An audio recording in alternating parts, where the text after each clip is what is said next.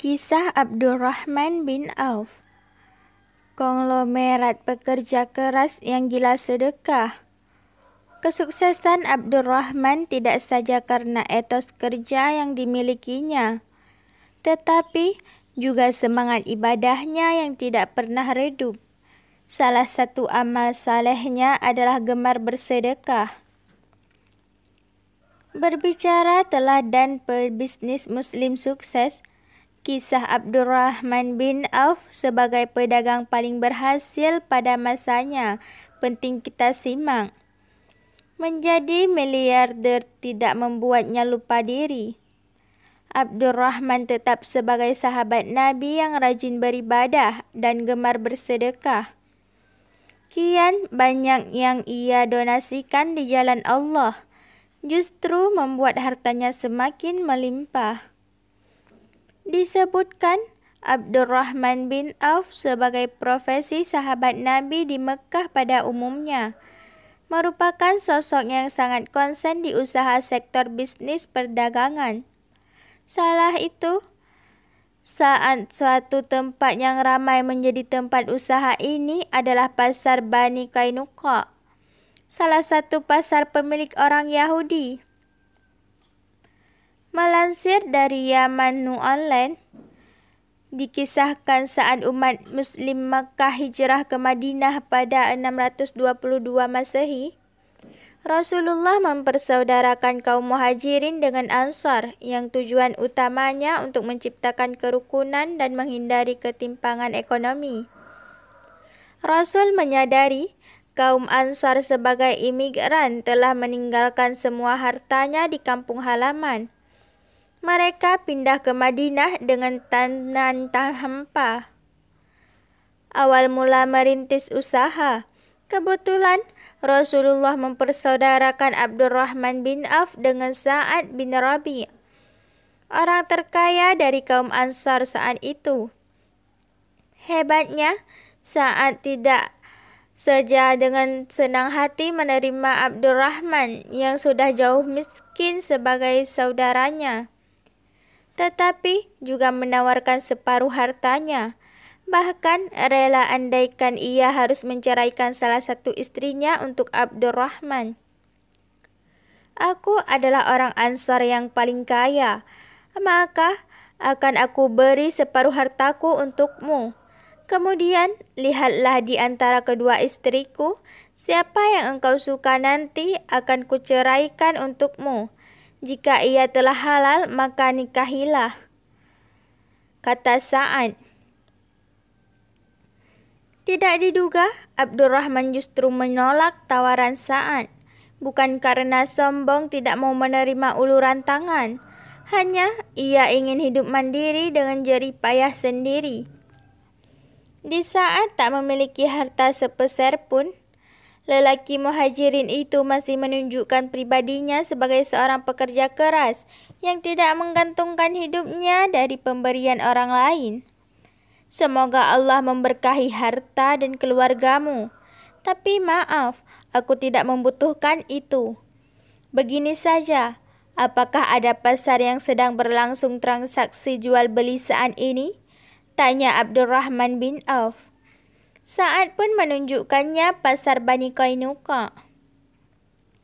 Sesampainya di pasar, Abdurrahman melakukan riset market dan memutuskan untuk menjual keju dan minyak samin.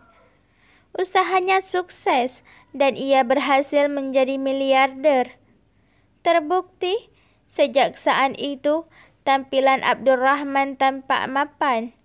Pakaiannya mewah dan wangi parfum yang membuatnya lebih berwibawa.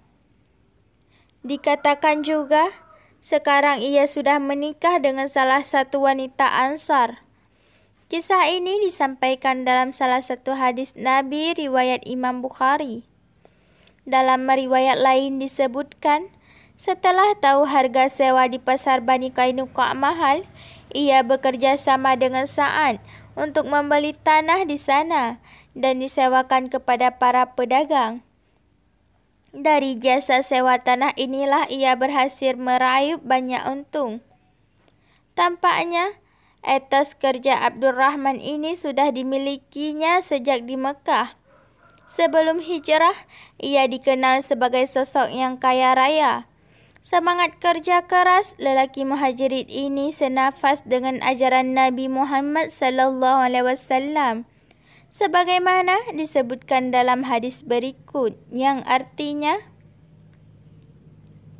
tidak ada seseorang yang memakan satu makanan pun dengan lebih baik dari makanan hasil usaha tangannya atau bekerja sendiri. Dan sesungguhnya Nabi Allah Daud alaihissalam memakan makanan dari hasil usahanya sendiri. Hadis riwayat Bukhari. Gemar bersedekah. Kesuksesan Abdurrahman bin Auf tidak saja karena etos kerja yang dimilikinya, tetapi juga semangat ibadahnya yang tidak pernah redup. Salah satu amal solehnya adalah gemar bersedekah. Menjadi miliarder tidak membuat sahabat Nabi ini larut dalam kesibukan duniawi. Sampai-sampai ia pernah mengungkapkan, "Aku adalah orang terkaya di Mekah, tapi semua ini justru membuatku takut. Jangan-jangan hartaku sendiri yang akan menjerumuskanku." Dalam hadis riwayat Imam Ahmad yang juga dicatat Muhibbuddin At-Tabari, dikisahkan sesekali waktu saat Siti Aisyah sedang di rumah atau di Madinah, tiba-tiba ia dikagetkan dengan suara gerumu. "Suara apa ini?" tanya Aisyah. Orang-orang menjawab, "Itu adalah kawanan unta milik Abdurrahman bin Auf yang baru saja pulang dari Syam membawa serbaneka komoditas. Jumlahnya sebanyak 700 unta. Itu yang menimbulkan suara gemuruh tadi." Aisyah kemudian berkata, "Aku pernah mendengar Rasulullah sallallahu alaihi wasallam bersabda, 'Aku melihat Abdurrahman bin Auf masuk ke surga dalam keadaan merangkak atau karena kekayaan yang dimilikinya.'" Setelah ucapan Aisyah itu terdengar Abdurrahman, ia pun berucap, "Jika bisa, aku akan tetap masuk ke surga dengan berdiri." Ia pun menyedekahkan semua gandum dan pelana miliknya untuk didermakan ke jalan Allah. Sejarawan Muslim Jawad Ali melaporkan tentang kedermawaan Abdurrahman bin Auf. Menurutnya, ia tidak tanggung-tanggung menyedekahkan separuh hartanya. Pernah juga bersedekah 40.000 dinar, 500 ekor kuda, dan 500 kendaraan untuk keperluan perang, dan memerdekakan 3.000 hamba sahaya, dan masih banyak lagi kisah kemurahannya. Ia juga pernah bersedekah kepada seluruh tentara Muslim yang masih hidup dalam perang Badar masing-masing 400 dinar. Saat itu, jumlah mereka adalah 100 orang. Kekayaan yang dimilikinya merupakan hasil dari bisnis berjualan. Dari kisah Abdurrahman bin Auf di atas dapat kita petik hikmahnya, kerja keras, usaha yang halal, serta tetap taat beribadah kepada Allah Subhanahu wa Ta'ala, dan menuju kesuksesan di dunia dan di akhirat. Belakangan ini, banyak orang mulai melirik dunia usaha ketimbang menjadi karyawan suatu perusahaan. Kesuksesan finansial yang bisa diperoleh dari membangun usaha sendiri mendorong orang untuk memilih memulai usaha mereka sendiri. Banyak kisah sukses para pengusaha yang berjuang dari nol dan harus melewati jalan panjang serta berliku-liku sebelum akhirnya mereka meraih kesuksesan yang bisa menjadi inspirasi bagi kamu yang saat ini ingin menjajal dunia wirausaha.